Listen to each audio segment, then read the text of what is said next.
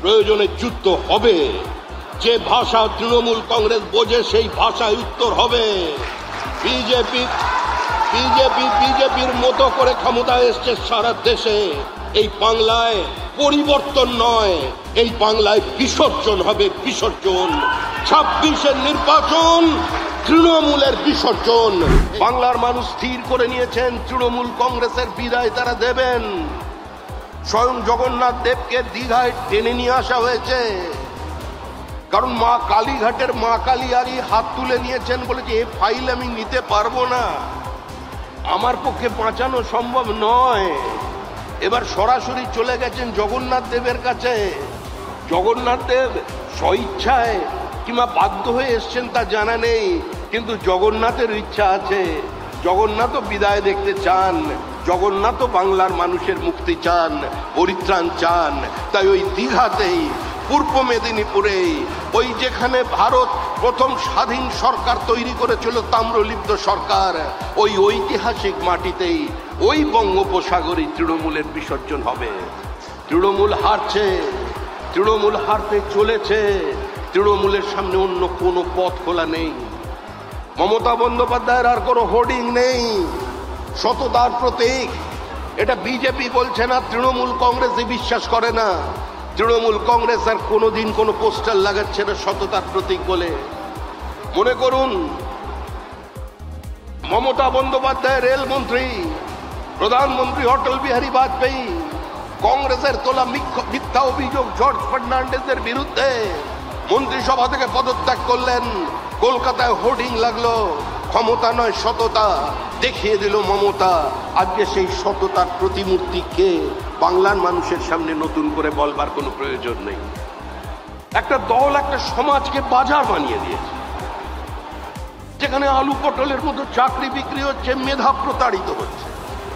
সেই বাংলার মানুষকে আজকে মুক্তি দেবার জন্যই আজকে বিজেপি বদ্ধপরিকর। একটা রাজনৈতিক দল যারা কোনো গণতান্ত্রিক ব্যবস্থায় বিশ্বাস করে না, একটা রাজনৈতিক দল যারা যুক্তরাষ্ট্রীয় কাঠামো মানে না, একটা রাজনৈতিক দল প্রতিদিন দেশের বিচার ব্যবস্থাকে আক্রমণ করছে। একজন মুখ্যমন্ত্রী যিনি অশোক স্তম্ভের নিচে বসে সরকারি দপ্তর থেকে প্রধানমন্ত্রীকে আক্রমণ করছেন। একটা বিধানসভা, যে বিধানসভা স্পিকার সারা ভারতবর্ষের সংসদীয় গণতন্ত্রের সমস্ত রীতিনীতিকে ধূলিসাৎ করে দিয়ে আজকে বিধায়কদের বক্তব্যকে এক্সপাঞ্জ করছেন ওয়াকআউটের পর। আজকে সে দেশে, অন্তত সে রাজ্যে কোনো গণতন্ত্র নেই, সেখানে কোনো সাংবিধানিক ব্যবস্থা নেই। মমতার বিকল্প মুখ কোথায়? নতুন বিতর্ক। আরে যে মুখকেই মানুষ প্রত্যাখ্যান করে দিয়েছে, যে মুখকে মানুষ বিসর্জন দিতে চাইছে, তার বিকল্প মুখের কোনো প্রয়োজন নেই। তৃণমূল চলে যাচ্ছে, তৃণমূলের বিসর্জন হচ্ছে।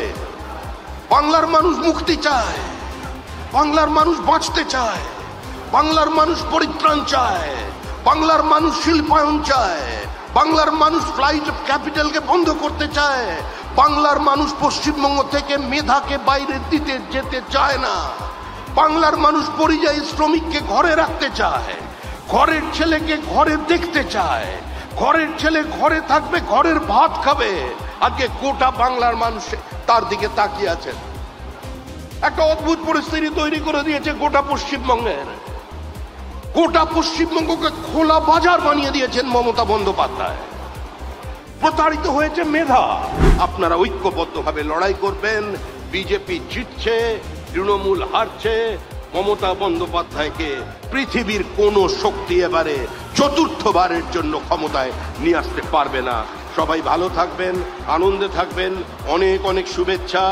যারা পুরনো তারা মনে রাখবেন, যারা পুরনো তারা মনে রাখবেন, নতুন মানুষ পার্টিতে না এলে পার্টি বাড়বে না। সমাজের সর্বস্তরের মানুষের প্রয়োজন আছে। কুমোরটুলি থেকে অর্ডার দিয়ে আমরা মানুষ তৈরি করে নিয়ে আসতে পারবো না। আর যারা নতুন এসেছেন তারাও মনে রাখবেন, ওই পুরনো মানুষগুলো পরাজয় নিশ্চিত জেনেও, জমানত বাজেয়াপ্ত হবে জেনেও যারা পতাকাটা ধরে রেখেছিলেন, প্রদীপ জ্বালিয়ে রেখেছিলেন, তার জন্যই এই অবস্থা তৈরি হয়েছে। কোনো নতুন নেই, কোনো পুরনো নেই। যার হাতে বিজেপির পতাকা সেই বিজেপি, যে সক্রিয় সেই বিজেপি। কে কমিটিতে আছেন, কে কমিটিতে নেই, বড় কথা নয়। আপনার পাড়ায় আপনি প্রাসঙ্গিক কিনা, আপনার বুথে আপনি উপস্থিত কিনা, মানুষ আপনাকে চেনে কিনা, আপনার এলাকার মানুষ আপনাকে বিজেপি বলে পরিচয় দেয় কিনা, আজকে সেটাই বড় প্রধান প্রশ্ন। আমি দক্ষিণ হাওড়ার যুব মোর্চার সম্পাদক ছিলাম। দক্ষিণ হাওড়ার যুব মোর্চার সম্পাদক থেকে আজকে এখানে এসে দাঁড়িয়ে সভাপতি হয়েছি। আজকে আমারই বিশ্বাস করতে কষ্ট হচ্ছিল।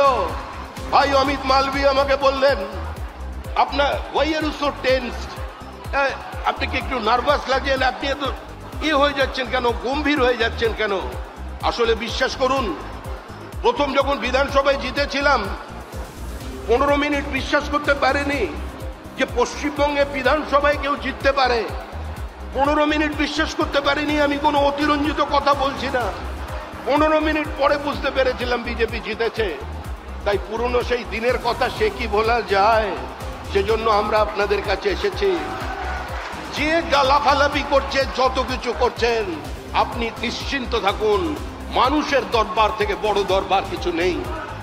বাস্তিলের দুর্গ যদি মানুষ হাত দিয়ে ভেঙে দিতে পারে, দর্দণ্ড প্রতাপ সিপিআইএম কে যদি মানুষ উৎখাত করে দিতে পারে, সিপিআইএম এর 2011 সালের ব্রিগেড দেখে কেউ বিশ্বাস করেছিলেন এই মানুষ, এই পার্টিটা হারতে চলেছে, সিপিএম হারবে, সিপিএম এর পরাজয় নিশ্চিত? কেউ বিশ্বাস করতে পেরেছিলেন যে পলিটিক্সের ল্যাটারাল এন্ট্রি নেওয়া একজন ব্যুরোক্র্যাট সিপিআইএম এর সবচেয়ে পরিচ্ছন্ন মুখ বুদ্ধদেব ভট্টাচার্য তাকে হারিয়ে দেবেন 50,000-এর বেশি ভোটে? কারোর বিশ্বাস ছিল না। আমাদের ভিডিও ভালো লাগলে লাইক এবং শেয়ার করুন। কমেন্ট সেকশনে গিয়ে জানান আপনাদের মতামত। আরও ভিডিও পেতে আমাদের চ্যানেল সাবস্ক্রাইব করুন এবং প্রতি মুহূর্তে খবরের আপডেট পেতে প্রেস করুন বেল আইকন।